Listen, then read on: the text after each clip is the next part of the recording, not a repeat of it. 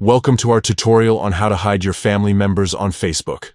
In this updated guide, we'll walk you through the simple steps to keep your family connections private. Let's dive right in. First, open your Facebook app on your smartphone. Look for the three horizontal lines, also known as the hamburger menu, in the top right corner of your screen. Give it a tap to open up more options.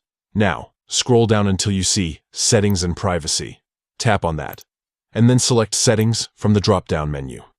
This will take you to your account settings page. In the settings menu, you'll want to find the Audience and Visibility section. Under this, tap on Profile Details. This is where you can control who sees what on your profile. Scroll down until you reach the Family Members section.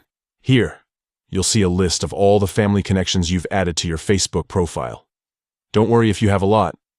We're about to make them private. Next to each family member, you'll see a small edit icon. Tap on this icon for the family member you want to hide. This will open up more options for that specific connection. Now tap on Edit Family Member. This is where the magic happens. You'll see a drop-down menu with various privacy options. To keep this family member hidden from others, select Only Me. This means that you'll be the only person who can see this family connection on your profile.